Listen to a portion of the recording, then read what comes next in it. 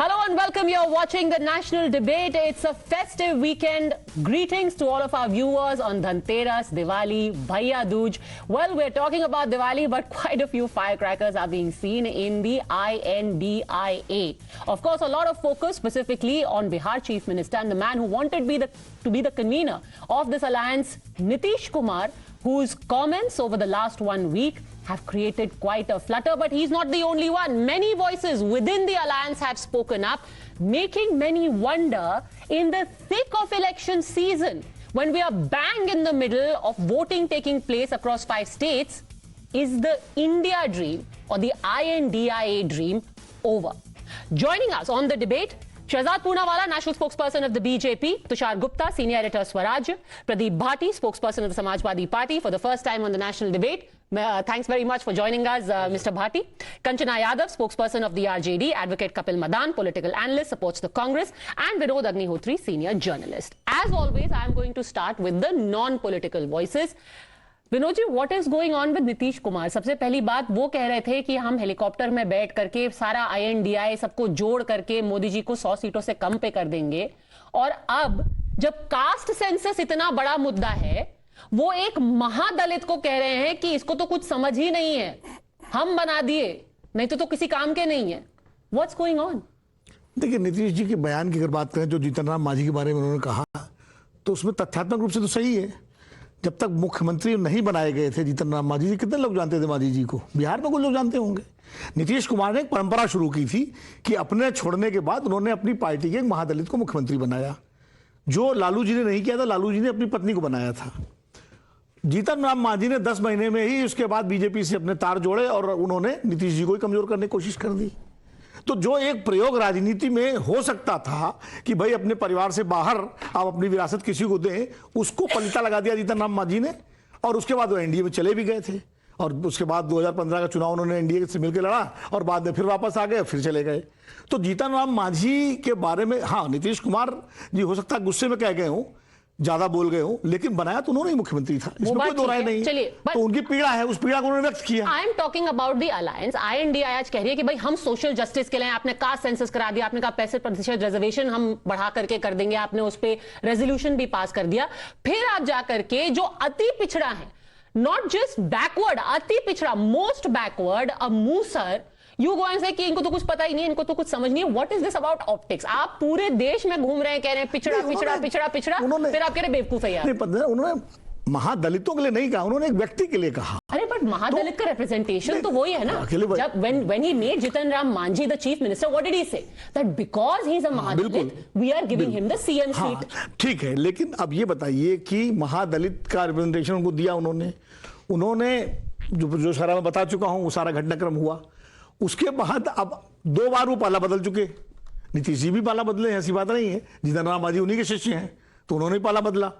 अब उसको उन्होंने जीतन राम मांझी व्यक्ति पर कहा कि आपको कुछ पता नहीं है, और बिहार में ये आम बात है इस तरह की बात करना, आपको कुछ पता नहीं है. आपको क्या पता? अगर उसको एक वर्ग से जोड़ देना कि पूरे महादलित का रिजर्वेशन तो नीतीश कुमार ने दिया था दलितों में.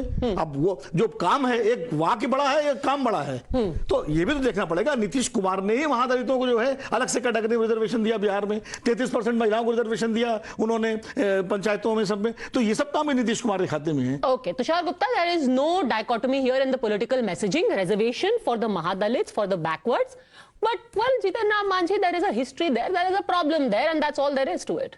तुषार गुप्ता, समस्याएं तो बहुत है अलायंस में, अभी व्यक्ति की हैं, फिर कम्युनिटीज की हैं. समस्याएं इस अलायंस में बहुत है. You started by saying has the India project lost steam? I think the project never gathered steam. It was just PR, it was just some politicians meeting each other in Bangalore, in Bombay, trying to stitch together, trying to force an alliance together. But on paper, the divisions are out there in the open. ये anchors को boycott करने की बात करते हैं, 1 महीने में उस बात से पलट जाते हैं. ये सीट शेयरिंग की बात करते हैं स्टेट असेंबलीज पे, उस बात पे पलट जाते, कहते हैं हमने तो नेशनल सीट शेयरिंग की बात की थी.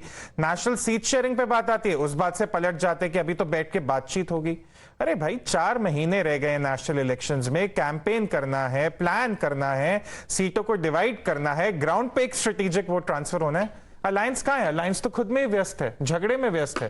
दे are not united Padmaja, they are confused. The word you look for this alliance is not united or not strategic. It's confused. No, but their argument is that our alliance was always for the Lok Sabha elections. These things happen. Okay, then are they getting a new cadre for the Lok Sabha elections? Because I think the cadre on the ground will definitely get confused that in December or rather November, I'm fighting against the Congress candidate in Madhya Pradesh, but come 2024 March, I have to work with them. How does that work for the cadre? How does that work for the last mile worker for the Congress or any other regional party? Okay, now let me play out both of those reactions. First, what Nitish Kumar said inside the assembly about Jiten Ram Manjhi and how Mr. Manjhi reacted, because that also is a very interesting theory. Let's listen into both of them. ये तो मेरी गलती है कि इस आदमी को हमने बना दिया था मुख्यमंत्री। नहीं ठीक है, ये कोई सेंस नहीं है इसको। हम इसको बना दिए।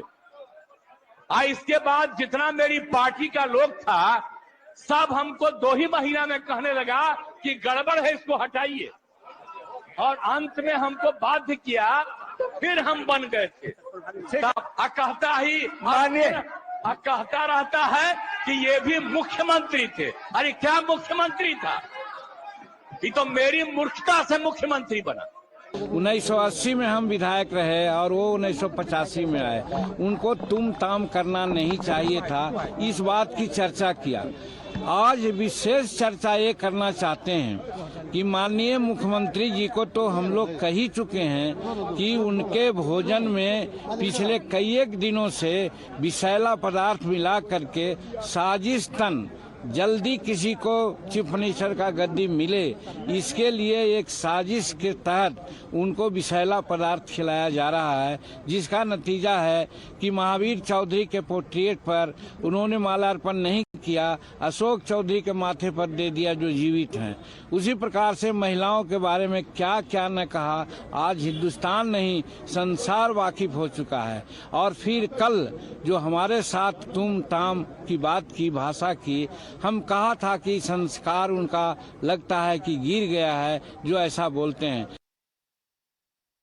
कंचना यादव जी, इलेक्शन के दौरान अलायंस से ज्यादा टाइम व्यस्त हो रहा है, रादर वेस्ट हो रहा है आपस में ये सब कंस्पिरेसी थियरीज में। जितन राम मांझी तो सजेस्ट कर रहे हैं कि कोई कुछ मिला रहा है नीतीश जी के खाने में। वी वंडर कौन मिला रहा है, क्योंकि आज नारे लग रहे थे असेंबली में कि छठ के बाद तेजस्वी सीएम। देखिए, ये सच में कॉन्स्पिरेसी थियरी है। बिहार में लगातार ऐतिहासिक काम हो रहा है। चाहे आप जॉब को देख लो, जितना जॉब कोई स्टेट या सेंट्रल गवर्नमेंट भी एक साथ नहीं दे सकती है।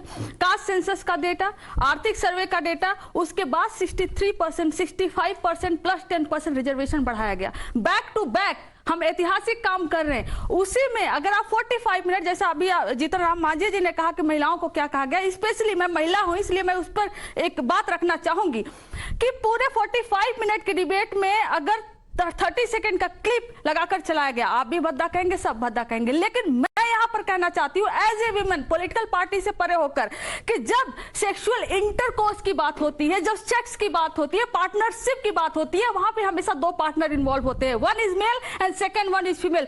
Why should always women feel ashamed? संसद में, सदन में, बाहर हमें महिला भी हैं, पुरुष भी हैं। पुरुषों को तो कोई शर्म नहीं आता। प्रधानमंत्री नरेंद्र मोदी जी कहते हैं हमारी महिलाएं और बहनें शर्म से तार तार हो गई। पुरुष क्यों नहीं हुआ तार तार? मान लीजिए, मैं भी नीतीश जी से सवाल करती हूं, मैं भी क्वेश्चन कर सकती हूं उनके लहजे पर, उनके भाषा पर क्यों शर्म हमेशा महिलाएं फील करें? Why women? उनके पास everyone should feel embarrassed, but the point is उन्होंने एम्बैरेस तो कर दिया ना आपको। क्या एम्बैरेस? मुझे, मैं नहीं हुई एम्बैरेस। अरे आपके अलायंस को तो एम्बैरेस कर दिया, आप शर्म की बात कर रही है। मतलब आपको लगता है कि थोड़ा सा अजीब सी बात उन्होंने की। मैम, आप हम ही महिलाएं सारी डिग्निटी की बोझ ढोए, सारे पर्दा का बोझ ढोए। चलिए, दोनों को एम्बैरेसमेंट किया। मैं कह रही हूं कि एम्बैरेस तो किया ना।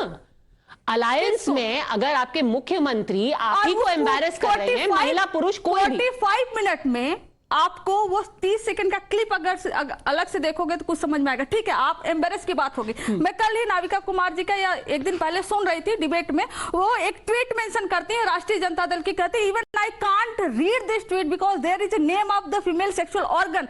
मैम, यही हमारे जो कंसीडर किया जाता है matriarchal society north east state में, कामाख्या देवी मंदिर है, वहां पर पूजा की जाती है फीमेल पीरियड की वहां पर, क्योंकि वो मैट्रियार्कल सोसाइटी है। हम पूजा कर सकते हैं उन सब चीजों का, तो why we can't talk about it? Party. Let us talk about it. Let us talk about it. Okay, उसमें यहाँ राजनीतिक प्रोपेगेंडा बनाने की कोई जरूरत ही नहीं है। Okay, नीतीश जी ने खुद बोला कि मेरे शब्द बुरे लगे हो तो मैं वापस लेता हूँ। अब इसमें तो कुछ बचा ही नहीं है। और सेकंड बात जो जीतन राम मांझी जी पे मैं आती हूँ, ठीक है। अभी कुछ समय पहले तक जब जीतन राम मांझी जी कहते थे बीजेपी को ब्राह्मणवाद, मनुवाद, ये बात, बीजेपी भारतीय जनता पार्टी के लोग ही कहते थे कि इसका गला काटो, इसका जुबान काटो, क्या क्या नहीं। आज भारतीय जनता पार्टी वाले महादलित के और अति पिछड़ा जो बैकवर्ड सोसाइटी है उसके बहुत समर्थक हो गए। चलिए भाजपा को छोड़िए, ठीक है। वहां तो बिहार में कब कौन पलट रहा है समझ में नहीं आता है। आप ये बताइए कि जो उन्होंने बोला नीतीश जी ने जीतन राम मांझी के बारे में, वो सही है गलत? जीतन राम, आपको एक आर्टिकल दिखाती हूँ, कुछ ही महीने पहले जीतन राम मांझी ने कहा कि मैंने नीतीश से बेस्ट कोई पर्सन नहीं देखा। अरे नीतीश जी ने जो बोला वो सही है या गलत? भारतीय जनता पार्टी के माउथ पीस बने हुए तो आप उनको डिफेंड कर रहे हैं। अरे नीतीश जी ने जो उनके साथ में आकर उनके गले में गला मिलाकर बोल रही है।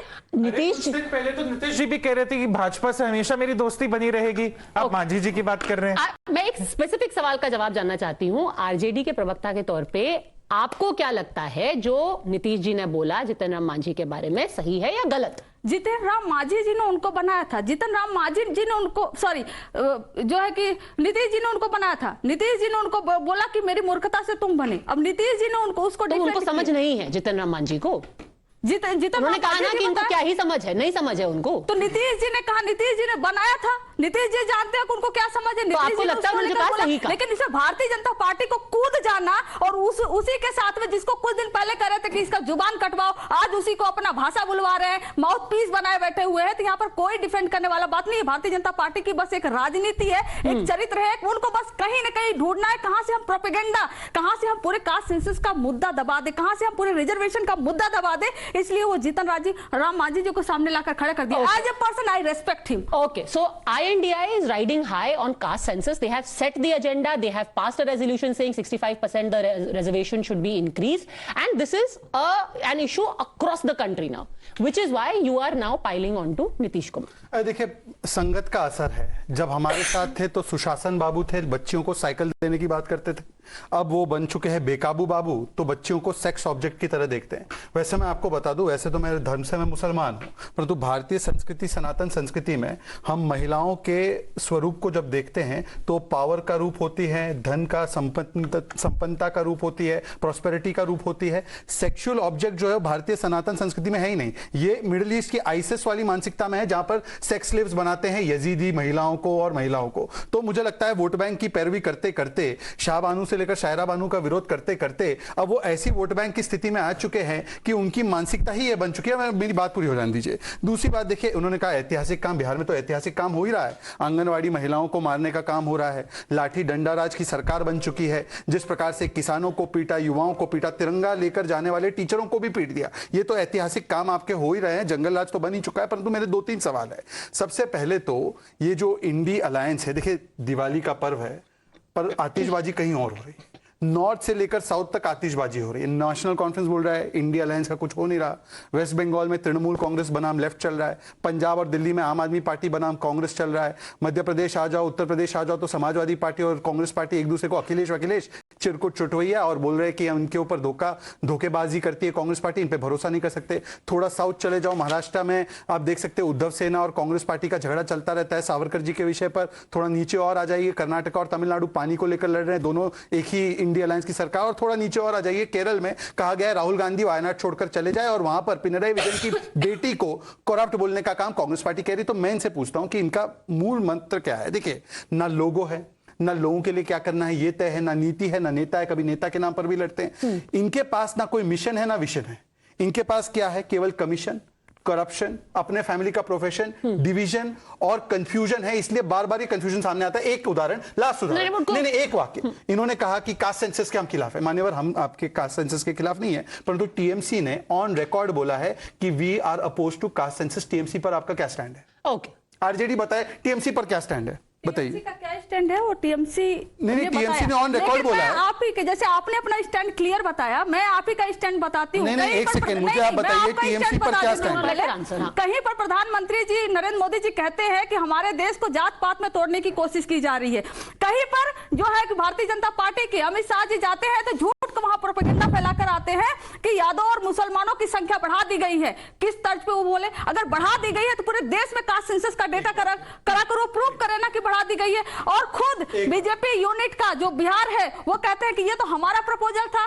समझ ही नहीं आता कि कहने को चाहते हैं। BJP is confused on the issue of caste census. Just a second. Party Bharatiya Janata I want party to take this forward. You're absolutely right. At the center and in Bihar, BJP is confused on where they stand on caste census. But is your alliance also confused on where they stand on caste census? That's the question. See, alliance, India alliance में majority से ये कहा गया था कि every political party जिसमें जो है, ठीक है, मैं वो देखी हूँ सर, पूरा पढ़ी भी हूँ, हर पॉलिटिकल पार्टी का वो इनका स्टैंड है कि वो पूरे देश भर में सरकार में आएगी तो कास्ट सेंसस कराएगी, इंक्लूडिंग कांग्रेस ने खुलकर बोला, हमारी पार्टी ने खुलकर बोला, समाजवादी पार्टी ने खुलकर बोला। सर आप, ठीक है, आप सुन लीजिए, सुना दीजिए। चर्चा ऐसी होती है।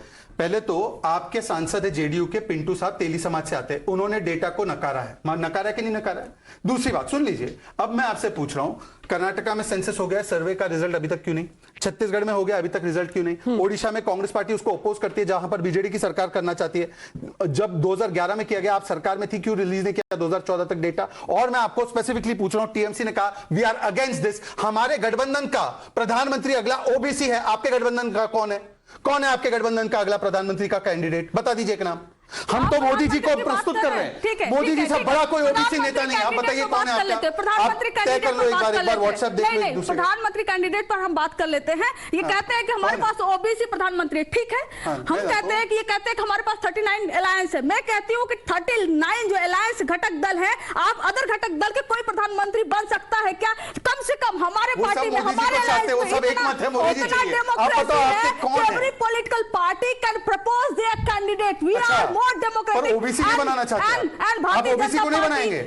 देखिए कितने ओबीसी विरोधी है, ये ओबीसी विरोधी है, ये ओबीसी विरोधी पार्टी है। हम तो ओबीसी को बना रहे हैं। बताइए। Okay, since we are talking about the caste census and there are, you would agree that on the issue, जब सनातन धर्म का इशू आया था, then they said कि भाई largely Vinod ji, that largely हमारे ऊपर we are in consensus, but इसमें हमारे थोड़े डिफरेंसेस हैं। DMK thinks otherwise, Congress thinks. अब नाउ कास्ट सेंसस में दे लाइक लार्जली हम लोग सेम है, बट इसमें थोड़े से डिफरेंस है। टीएमसी थिंक्स, अदानी के मुद्दे पे लार्जली हम में कंसेंसस है, but NCP thinks otherwise, TMC thinks otherwise, Rahul Gandhi thinks otherwise. What do they have in common? उनमें यूनिटी क्या है? डाइवर्सिटी तो बहुत है इंडिया में, यूनिटी वाला इशू क्या है? अदर देन सबके खिलाफ ईडी केस है एंड एवरीवन हेट्स मोदी। वो तो देखिए, ईडी, सीबीआई, इनकम टैक्स तो यूनिटी का एक फैक्टर है ही। सैद्धांतिक मुद्दा क्या है यूनिटी वाला? सैद्धांतिक मुद्दा यूनिटी का ये है कि बीजेपी के खिलाफ एक गठबंधन है। पर तो सिद्धांत नहीं है, तो नहीं, सिद्धांत है, ऐसा नहीं, सिद्धांत है, सिद्धांत है। सिद्धांत देखिए, एक सीधे सीधे उनकी जो लाइन है इंडिया गठबंधन की, उनकी लाइन ये है कि भारतीय जनता पार्टी की सरकार कॉन्स्टिट्यूशन, इंस्टीट्यूशन और सेकुलरिज्म को के लिए खतरा है, हम इसको बचाने के लिए एकजुट है। ये उनकी सैद्धांतिक लाइन, ऐसा उनका कहना है। ये नहीं, सैद्धांतिक लाइन है। ये कहना मतलब क्या था? नहीं, मतलब what is the facts to bolster this? अब पूरा बोल रही हूं। जहां तक आपने कहा ब्रॉडर, मैं बार बार कह चुका हूं आपके प्रोग्राम में कि इंडिया गठबंधन नेताओं का गठबंधन है, दलों का गठबंधन है। एनडीए गठबंधन नेता आधारित गठबंधन है। जैसा शहजाद भाई ने कहा सब मोदी जी को बनाना चाहते, सही कहा। वहां मोदी जी से सब ऊर्जा पाते हैं। Modi minus NDA 0। और इंडिया गठबंधन में क्या है? सबकी अपनी भी ताकत है। कोई बंगाल में ताकतवर है, कोई बिहार में ताकतवर है, कोई तमिलनाडु में ताकतवर है, कोई कर्नाटक में। कॉमन एजेंडा बता दिया मैंने, कॉमन एजेंडा मोदी को हटाना है। हमेशा अपोजिशन रहता है, इंदिरा गांधी को हटाना पहले कॉमन एजेंडा था। अरे मुझे आपका कंप्लीट हो जाए उसके बाद मैं बताती हूँ। एक second, we really must get in Samajwadi party and Indira Gandhi को हटाना कॉमन एजेंडा था 77 से लेके है। अरे वो 46 साल पुरानी बात है, अलग जमाना है। अरे सुनिए तो भाई, अब कॉमन एजेंडा शुरू कर। प्रिंसिपल क्या है? प्रिंसिपल, इंस्टीट्यूशन, डेमोक्रेसी, ये सब बातें तो 10 साल से चल रही है। 2016 से इंटॉलरेंस का डिबेट चल रहा है, 2019 में भी ये ये तो चीज मैं आपको भी नहीं बोलने दूंगा, अगर बीच में आप बोलेंगे नहीं, तो आप आप मुझे सिद्धांत बोलने बताइए। दीजिए। नहीं सिद्धांत आप बताइए। Okay, one at a time, please, one at a time. Debate Vinod दीजिए, ji, आप debate Vinod ji, then I want to bring in Samajwadi मैं Party. किसी के बीच में नहीं बोलता हूँ, you don't have the right to intervene. Okay, Vinod ji finish, then Samajwadi Party. Yes. सिद्धांत मैंने बता दिया उनका, जो सिद्धांत है इंडिया गठबंधन का, और इंडिया का सिद्धांत क्या वो भी बता देता हूँ कि भाई उनका नेशनलिज्म एक सिद्धांत है। मैं दूसरी जो मैं कह रहा हूं कि हमेशा अपोजिशन का जब गठबंधन होता है तो जो रूलिंग गवर्नमेंट होती है उसके खिलाफ होता है। 77 में इंदिरा गांधी हटाओ था, 89 में राजीव गांधी हटाओ था, और उसके बाद 2014 में हुआ तो मनमोहन सिंह हटाओ था। हमेशा गठबंधन जब होता है तो ये एक स्ट्रेटजी सिद्धांत ये होता है। अब उसके बाद तमाम तरह के दल मिलते हैं और उसके बाद जनता फैसला करती है किसको बनाना किसको नहीं बनाना। Okay. Pradeep Bhati wants to. Pradeep Bhati hasn't spoken. Kapil Madan hasn't spoken. चलिए आप बताना चाहते हैं what is the common issue that you have uniting India? See, there are 3-4 issues which we have discussed right till now. First thing is everybody is concerned about India alliance. That shows that what is the popularity of the India or of the opposition, also our opposition, that they are discussing mostly about the India alliance. Secondly, when we are talking about the individual, let's start from 1979, 20th April 1979, Kapuri Thakur government in Punjab, in Bihar. What has happened to that government? Jan Sangh was the party with the coalition with Congress. Remove that, get him resigned, make him resign on that particular issue, because he was again giving some reservation. He was Murari Lal commission. He was introducing that commission, Mungari Lal commission, right? So that if you start from that, if you want to take the issues from the past, these are the areas where from the Jan Sangh till the BJP 2023, they are always against OBCs, the minorities, and all the Bahujans. So there is nothing new in that. What is you are your talking about? uniting agenda, I'm telling you, when you are talking about the consensus, is there a consensus between BJP and their alliances about the caste census? Is Apna Dal is not willing to do the caste census? Is Nishad Party is not willing to do caste census? Is Rajbhar Party is not willing to caste census? And other parties. So where is the consensus within the NDA? They are very clear, like Vinodji also said, in the NDA, their unifying factor is that they are all uniting We have behind Mr. multiple Modi and unifying factors. nationalism. No, And nationalism, they're very clear. They're saying, by nationalism, let's not talk about individual. Ram Mandir. No. You know what? Sabka Saath, Sabka Vikas, the slogan that they have. It's not about Mr. Modi. It's not about Mr. Modi. It's about the inflation, price rise, corruption, black money, economy. Let me finish. Let me finish. If they start jumping in between, I haven't spoken in between you. So have some patience. There are so many issues. Talk about black money. You're talking about black money in 100 days. Instead of that, 30,000 crores got deposited in Swiss Bank in a single year. Okay. You're talking about smart cities. Where are those smart cities? Where are the other villages? What about the other issues like economic? 40. There were 40. Okay, Mr. Bhati. Let me complete. There are 40 things which supposed to be completed in 2022. Nothing has been completed, including a 5 trillion economy. That is a very it has been point that you gone. have raised. So there are issues. Don't talk about individual. That is Mr. Modi. Okay, he will go. Mr. Modi will come and go. Mr. Bhati, hold on Let's a talk second, about hold on a India second, hold on a and second. what about the issues that the Indian people are Bhati concerned ji, about. आपने 40 चीजें बता दी. request you, I'll Just a be second. brief. I'll be very No, brief. but before you respond, I actually, Mr. Bhati said that there are 40 issues in front of the government. I can list them. You've listed. Very Yeah, good. I have. 40 issues that unites INDIA. We actually picked out some of the statements made by Akhilesh Yadav in the last 2 weeks. Let's see how many times he's spoken of black money, jobs, whether he's spoken about, rising inflation. Let's start with what he has said on Friday only while campaigning in Madhya Pradesh. Let's listen to this. Sir, I am picking out what he's only saying. Let's listen to what he said about the Congress. 4 to 5 hours. Let's listen to what he said. Yeah, Let's go on. बुनियादी सवाल यही है कि सभी दल आजकल एक भाषा बोल रहे हैं कि जाति जनगणना हो। कांग्रेस पार्टी जिसने आजादी के बाद जाति जनगणना रोकी, और पिछली बार का मुझे याद है जिस समय लोकसभा में नेताजी शरद यादव जी, आदरणीय लालू प्रसाद यादव जी और दक्षिण के सभी नेताओं ने ये मांग की थी कि जाति गणना हो, लेकिन कांग्रेस पार्टी ने जाति गणना नहीं की। आज वही दल ये कह रहा है कि सामाजिक न्याय और समाज का एक्सरे होना चाहिए। कितना बड़ा चमत्कार हुआ है कि जिस पार्टी ने कभी जाति गणना नहीं की, रोकने का काम किया था 1931 के बाद, वही दल आज कह रहा है कि समाज का एक्सरे होना चाहिए। देर तो बहुत हो गई है, अब तो एमआरआई और सीटी स्कैन भी होता है। कम से कम समाज के में अगर गिनती हो जाए और गिनती करके जिसकी जितनी आबादी होगी उस हिसाब से अगर हक सम्मान मिल जाएगा तो मैं समझता हूँ बाबा साहब भीमराव अम्बेडकर जी का जो सपना था वो पूरा होगा। आने वाले समय में जो गठबंधन बनेगा उसकी कड़ी अगर कोई होगी तो पीडीए होगी। हम पीडीए को मजबूत कर करके देश में गठबंधन बने, चाहे वो इंडिया गठबंधन हो जिसमें हम आज भी हैं, और या कोई रूप दूसरा बने। देखिए, कांग्रेस नहीं चाहती कि हम उनके सहयोगी दल बने। कांग्रेस को भी वोट मत देना, बहुत चालू पार्टी है कांग्रेस। सावधान रहोगे कि नहीं रहोगे? बंसल जी बेबंदे में दुखी थे, कांग्रेस ने धोखा दे दिया। अरे जब हमें धोखा दे दिया तो तुम कहाँ के बंसल हो? समाजवादी पार्टी कुछ सीटें जीतती है और सरकार में अगर कमलनाथ को कमी पड़ती तो क्या सहयोग करेगी?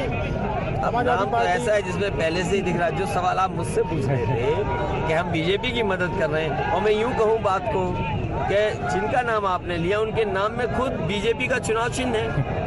So Kapil Madan, clearly Akhilesh has spent more time talking about the Congress than perhaps joblessness, 40 lakhs, 15 lakhs, Modi, anything. Yes. So I'll make three quick points. Shahzad mentioned about first because it's an important point. No, do you Shahzad want to address this? Yes, I will address this also, but that's more important, and I'll address both the points. Shahzad mentioned कि हमारे देश में नारी का सम्मान होता है, नारी No, sir, we will go off track. No, please respond. No, it's important. No, it's important. Then we will completely go.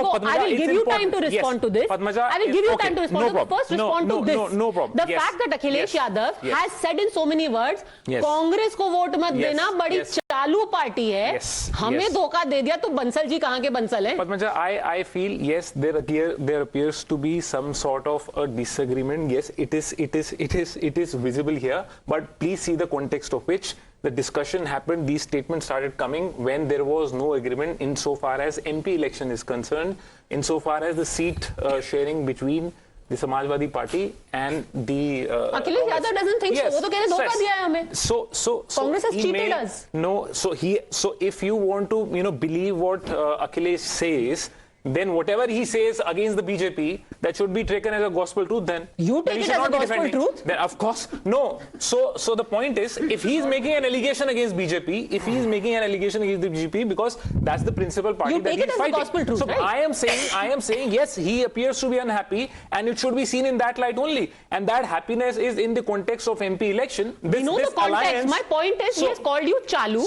He has called your UP Congress president Chirkut. Then he said कि ये धोखेबाज हैं. And to top it all, he said कि भाई caste census पता है किसने रोका था?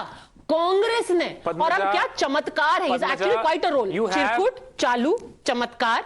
You really think this man is going to be sitting pillion on your bicycle now in 2024? Let me give you another example. I think Shahzad will relate to it. Back in 2017, Shahzad used to call BJP and RSS that they are not Hindus. Now he has the morcha of the BJP now. So the point I am trying to make here is that you have to see the statement in the context of Shahzad may now laugh. I mean, it shows little oblivious. If he wants to talk about laugh on his own contradictions, so I leave it to his wisdom. Okay, so even if there is temporary pushti right now, yes, there is a disagreement. 2024. Yes. See, first of all, people don't allow this kind of masti in Mumbai and kushti in Bengal. This kind of attitude has been discarded by the people, and let me give you three examples, specific examples. They say, and rightly Vinod ji was pointing out, कि one of the reasons is that constitution, देश को बचाना है, संविधान बचाना है, ये सबको टारगेट कर रहे, ठीक है? पंजाब में खेड़ा गिरफ्तार हुआ, कांग्रेस ने किस पे आरोप लगाया? बंगाल में अधीर रंजन जी कौन बोलता है कि कॉन्स्टिट्यूशन किसने खत्म किया? केरल में जब विजयन की सरकार एफआईआर करती है इनके केरला कांग्रेस के चीफ पर, तो कौन खत्म कर रहा है संविधान? तो संविधान टारगेट करने वाले केरल में, पंजाब में, दिल्ली में और हर जगह पर उनके साथ मिलकर संविधान बचाओ. वाह भाई वाह. दूसरी बात पे सुन लीजिए. अरे भाई इतना इंपेशेंट क्यों है? आप सुन लीजिए. दूसरा विषय, करप्शन, ये सरकार बहुत करप्ट है, ठीक है, बहुत करप्ट सरकार है। दिल्ली में किसने करप्शन किया? कांग्रेस पार्टी पहले आकर कहती है मनीष सिसोदिया करप्ट है। छत्तीसगढ़ में किसने करप्शन किया? आम आदमी पार्टी पहले आकर बोलती है बाघेल करप्ट है। और इनको पूछे तो साउथ में कौन करप्ट है तो बोलते केरला में लेफ्ट पार्टी करप्ट है। तो ये करप्शन पे भी नहीं है। तीसरी बात, अब ओबीसी इशू पे, ओबीसी इशू पर मान्यवर मुझे एक बात बता दीजिए भाटी साहब कि ओबीसी इशू पर मंडल कमीशन आयोग की रिपोर्ट को 80 से लेकर 90 तक किसने रोका? फिर वीपी सिंह की सरकार आई तो पार्लियामेंट में किसने बयान दिया 6 सितंबर 1990 को इसको रोकने के लिए? किसने कहा ना जात पर ना पात पर मुहर लगेगी हाथ पर, और फिर उसको बदला कि ना जात पर ना पात पर, अब सिर्फ वोट बांट कर, मतलब बांट कर आपको वोट लेना है। और मेरी आखिरी बात, नेहरू जी उस समय पर गलत थे ना, इंदिरा गांधी गलत थी, एक बार बोल दीजिए कि नेहरू जी इंदिरा जी गलत थी। आज जो कांग्रेस पार्टी कर रही है वो सही है, उस समय गलत थी। हमने तो, मेरी बात सुन लीजिए ना, मेरी बात लास्ट बात, एक चीज है जिस पर ये कंसेंसस है जो ये आइडेंटिफाई नहीं कर पाए, हिंदू विरोध पर। उदयनिधि स्टालिन हो, प्रियंक खड़गे हो, समाजवादी पार्टी के लोग हो, आरजेडी के लोग हो, रामचरितमानस के खिलाफ, सब लोगों में कंसेंसस है हिंदू समाप्ति का। यही कंसेंसस इशू है और कोई कंसेंसस इशू नहीं है। लोगों तक लोगों के लिए क्या करना है?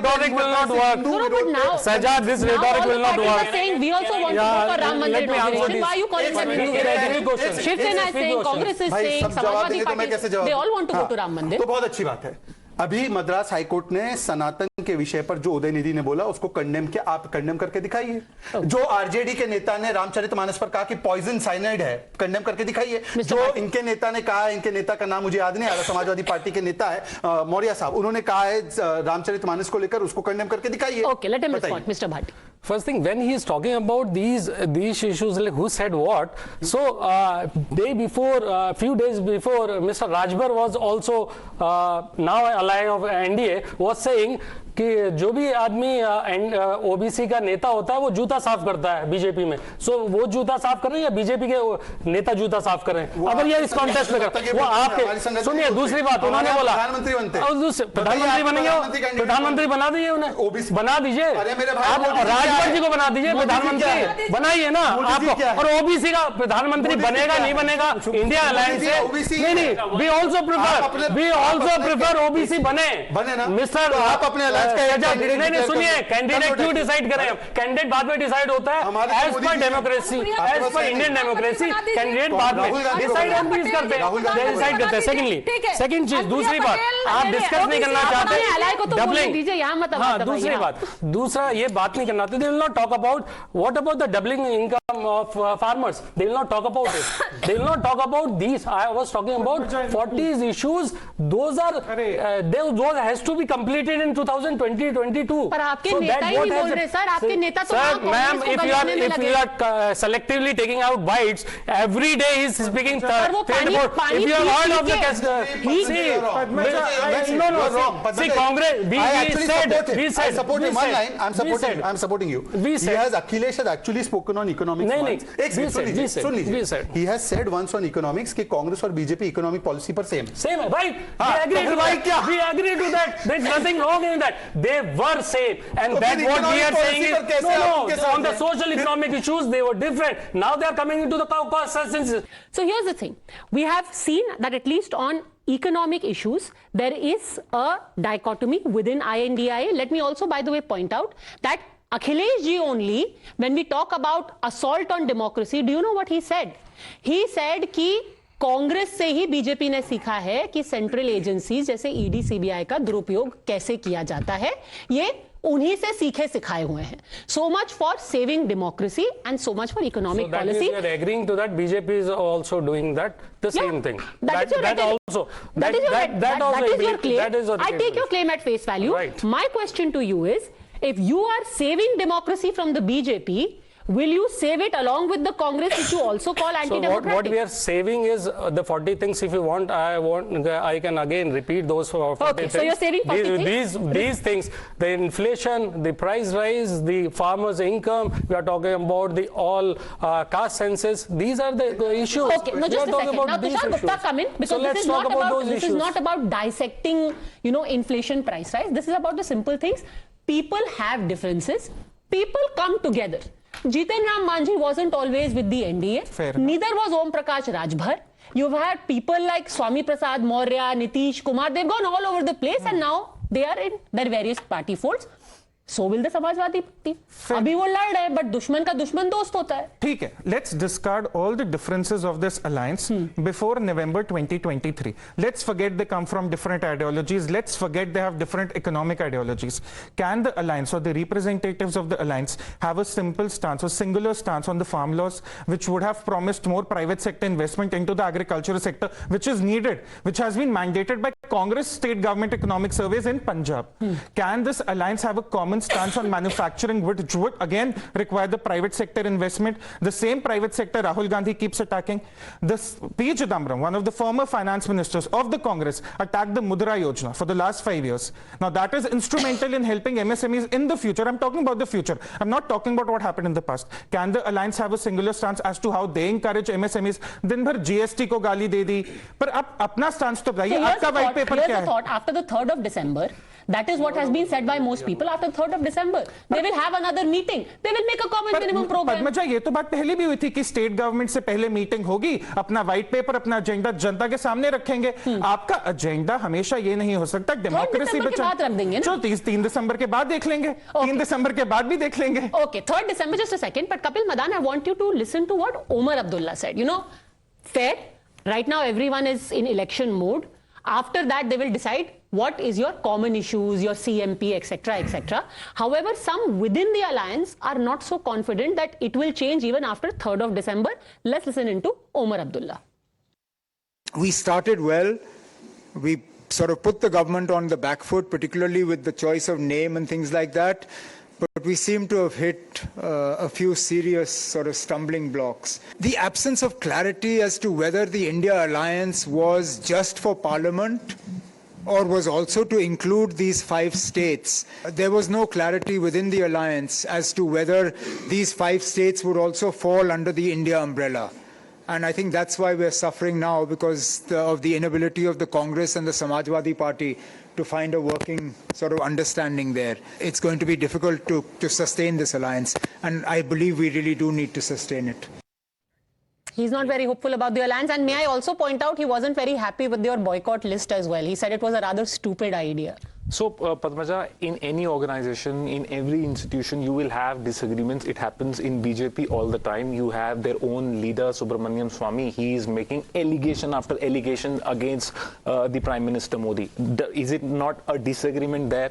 Satyapal Malik has made startling revelation against the BJP government, and he was also a member of, possibly, I don't know whether he's still a member, but he was a member of BJP. There was a disagreement there. Now, if you look at the statement made by Mr. Abdullah, he says, yes, there was a confusion because it was not clear whether these 5 state elections will be fought under the India umbrella alliance or not, and there is no clarity and there are some issues. So the fact remains, and that's the reason why you have Akhilesh Yadav from the SP and Congress, they are not at the same page insofar as the state elections are concerned. But that does not mean your alliance, insofar as the general national elections are concerned, is under the scan. Isn't a little thin? I mean, you went into state elections not knowing whether you are together or not. Now we are in December by the time the results come out. So my understanding, elections will be what? January, February, March. Yes. March the dates will come.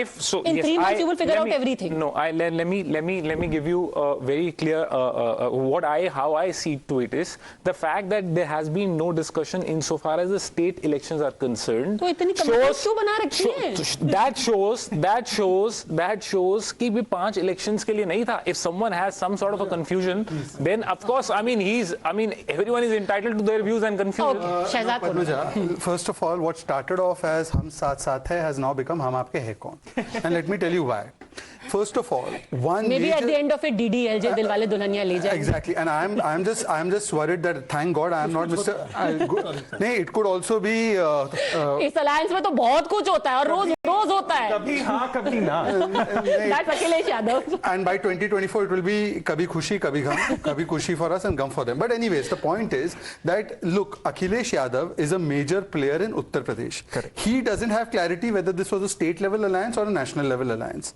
His spokespersons come and tell something else, कि any national level है, but the Netaji does not know himself after sitting in the meeting. This is a major issue. It's a communication issue. Everything was supposed to be taken up after third. Then Nitish Kumar was saying कि भाई अब ये तो state election में लग गए, हमारा national alliance का क्या होगा? तो अगेन नीतीश कुमार बिहार के इतने बड़े नेता, उनको भी कम्युनिकेट नहीं किया गया. My major problem is that what Vinod ji is saying कि सरकार के हमेशा या सत्ताधारी पार्टी के हमेशा खिलाफ अलायंस बनता है, ये बात सही है, पॉइंट 1 सही है, पर सर उसमें पॉइंट 2 और पॉइंट 3 ये है कि जब भी ऐसा अलायंस बना है, एक नेशनल लेवल की पार्टी उसके पीछे रही है, चाहे वो आप उस समय का दौर देखिए तो एक नेशनल लेवल की नेतृत्व देने वाले जेपी नारायण थे या वाजपेयी जी थे या सोनिया जी थी या मोदी जी है, और एक नेशनल लेवल का लीडर है. आज की तारीख में नेशनल लेवल की पार्टी उनके गठबंधन में कौन बचा है? कोई नहीं बचा. कांग्रेस खुद रीजनल पार्टी बन चुकी है. और नेशनल लेवल का नेता कौन बचा है? कोई नहीं बचा. इसीलिए फर्स्ट पॉइंट है, सरकार का विरोध है. नेशनल लीडर है नहीं. आखिरी बात सर, आपके लिए आखिरी बात, ये तीनों यहां पे खड़े हैं मान्यवर,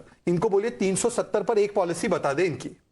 370 पर आम आदमी पार्टी ने सपोर्ट किया है, जेडीयू ने सपोर्ट किया है, ये तीनों लोग इसके विरोध में हैं. बताइए क्या common policy? Okay, let Vinod ji come in and then I will take the response. मेरा कहना ये है कि इंडिया अलायंस में परिपक्वता का अभाव है, इसमें कोई दो राय नहीं है. बेहतर होता अगर इंडिया अलायंस में विधानसभा चुनाव पर भी डिस्कशन होता और एक क्लियर कट पॉलिसी बनती है, एक नीति बनती है कि भाई विधानसभा चुनाव में अलायंस होना है कि नहीं होना है. नहीं होना है तो किस सीमा तक हमको एक दूसरे के खिलाफ जाना है, लड़ना भी है. कैंपेन ट्रेल पे गाली गलौज तो नहीं होती. हाँ, वो नहीं होता. और ये हो जाता है कि भाई या तो सीट शेयरिंग करनी है और नहीं करनी है तो स्मूथली चुनाव लड़ना है एक दूसरे. और इसका बिल्कुल नितांत अभाव रहा, बिल्कुल ये कमी रही. और निश्चित रूप से ये बात इंडिया अलायंस के नेताओं को समझनी चाहिए. और इससे जो असर पड़ रहा है जनता के बीच में, वो कोई अच्छा असर नहीं पड़ रहा है, ये बात नहीं. लेकिन मैं ये कहूंगा कि 3 दिसंबर के नतीजों के बाद इंडिया अलायंस 3 दिसंबर के नतीजे अगर कांग्रेस के अनुकूल आते हैं तो कांग्रेस धुरी बनेगी इंडिया अलायंस की और सारे दल उसके साथ जुड़ेंगे. ये जो बुरा नहीं हो जाएगा, because Congress will start to assert itself and the other दल विल से कि भाई ये क्या है, तुम बिग बॉस बन गए आके सडनली. सुन लीजिए, everybody is want to ride the ship which is sailing, not the sinking ship. But nobody wants to be scrubbing the decks on that ship. You want to be the captain of the deck. सुनिए, देखिए जब BJP जीत रही थी, NDA कैसे बना? क्योंकि BJP winning party थी. जब मोदी जी के नेतृत्व में बीजेपी जीत रही थी, जो रामविलास पासवान 15 दिन पहले बैठ के हम लोगों से मोदी जी के बारे में क्या क्या बोलते थे, वो तुरंत चले गए उधर, क्योंकि उन्हें लगा कि ये जीत रही party. Because sir, very respectfully, the difference is that वहां बीजेपी के पास 300 प्लस थे. नहीं 300 प्लस तब नहीं थे, मैं 2014 की बात कर रहा हूं. 2014 में भी उनके पास 272 के पार तो थे ना. नहीं 2013 इलेक्शन की बात कर रहा हूं. 2014 मोदी जी आए थे तब की बात कर रहा हूं, तब 300 प्लस नहीं थे. सब उपेंद्र कुशवाहा दस्तक दे देकर राहुल गांधी के परेशान थे और चले गए जब उनको लगा कि वो जीत रही पार्टी. तो जब अगर कांग्रेस इन चुनाव में मान लीजिए उसके खिलाफ रिजल्ट आ जाते हैं, तो अगर रिजल्ट खिलाफ आ जाते हैं तो यही दल ये थर्ड फ्रंट की तैयारी शुरू कर देंगे. और अगर इसलिए मैं कह रहा हूं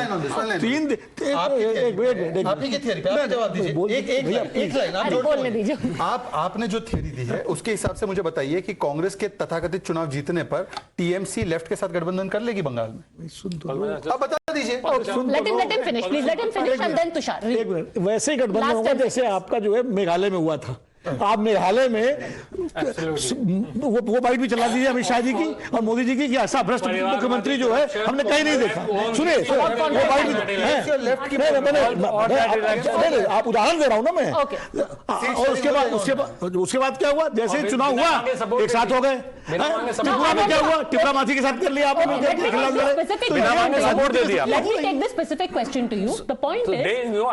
मिजोरम में आप गए नहीं इसलिए प्रचार करने क्योंकि चीफ मिनिस्टर मना कर दिया कि आप बताइए. चढ़ते सूरज को हर कोई सलाम करता है. Today if the Congress wins 3 states, 2 states, everyone will coalesce around them and say कि भाई mister Rahul Gandhi you are are. ये नहीं होगा. और व्हाटएवर राहुल गांधी लीडर माने जाएंगे नहीं. मिस्टर मल्लिकार्जुन खड़गे you are leader. whoever Congress is going to.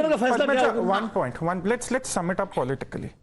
To ride with the sailing ship, no one will want to sink their own boat. And this is where I come up with the regional parties.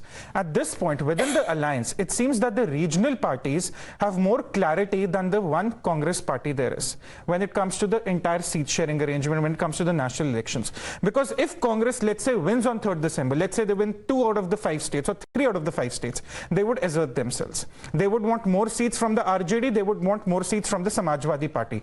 Now, Akhilesh's political capital in Uttar Pradesh is greater than Rahul Gandhi's political capital across the country. I think this is something no one can dispute. I think even the Samajwadi spokesperson would agree with me. Even the RJD spokesperson here would agree that the Yadavs and Nitish Kumar have more political capital in Bihar than Rahul Gandhi has across the country.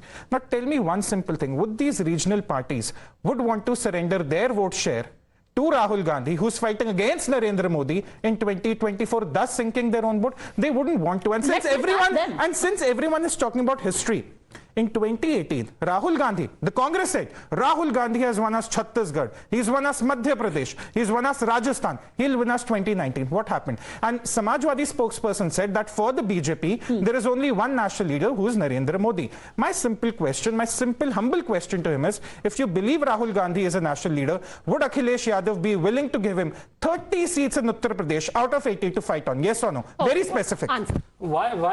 I mean, there is seat sharing will take place as the time will come. I am no one to decide right now on the behalf of India.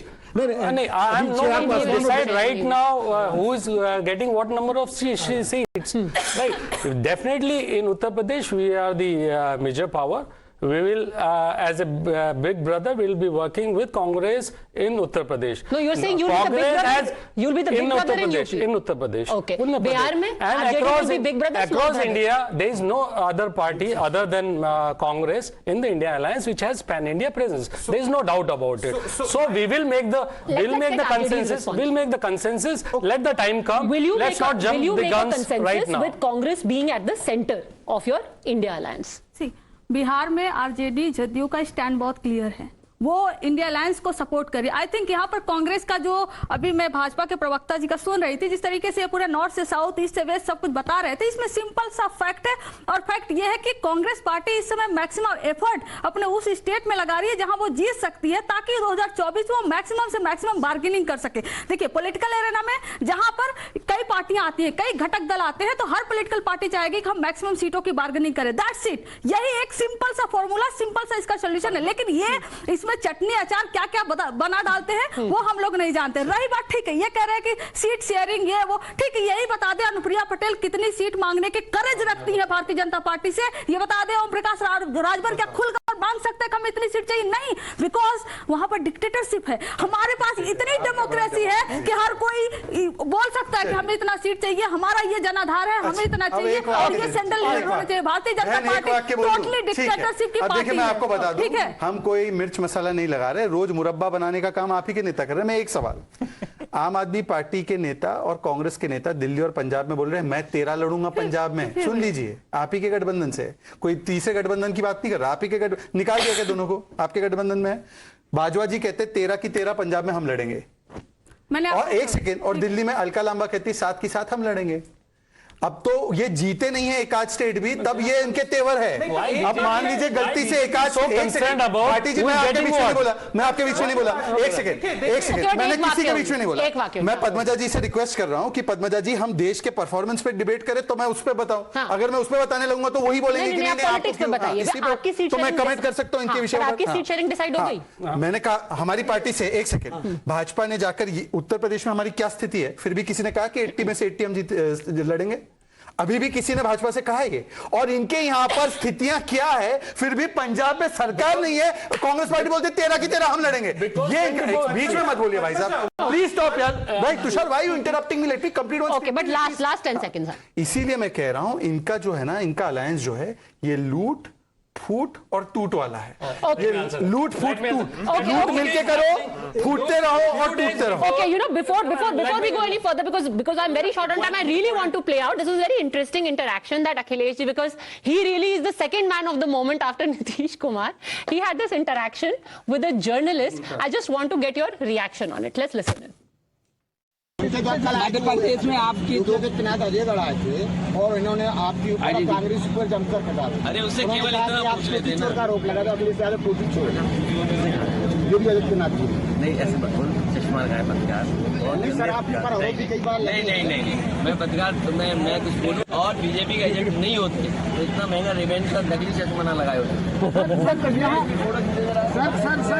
Sir यहाँ पहले अपराधियों की पहचान अपराधियों से होती थी UP की, क्या कहेंगे? योगी आदित्यनाथ ने कहा था मुस्लिम हो आप, भाषा होगी मुस्लिम। नहीं, गलत बात। सर यहाँ यूपी के लोग ज्यादा दिखे सब। अगर इस तरह के आदमी पत्रकारिता करेंगे तो बिके हुए लोग हैं। सर यहाँ What happened, Mr. Bhati? Why did he get so upset at poor Noor Alam पत्रकार? उसको भाजपा का एजेंट बता दिया। You are not even aware. There is one of the person who is a gangster in that political gathering of public gathering of these media persons. You must have seen that report also.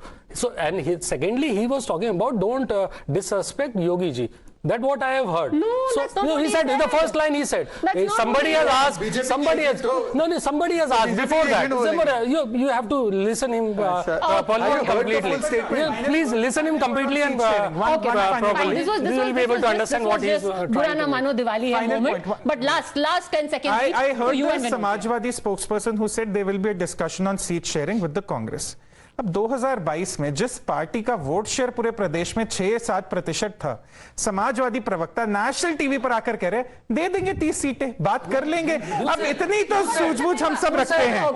Okay, last I mean, don't put your words in my mouth. I have never said. I said we will decide. I mean, either you are hard of hearing, boss. I haven't said that. Seat sharing जो है बहुत ही जटिल मुद्दा है India alliance में भी, बहुत जटिल मुद्दा है इंडिया अलायंस में। निश्चित रूप से उसमें दिक्कतें आएंगी, लेकिन 2015 में आरजेडी, जेडीयू और कांग्रेस के बीच कितना बढ़िया सीट शेयरिंग हुआ था, कोई नहीं मान रहा था। 100 और 42।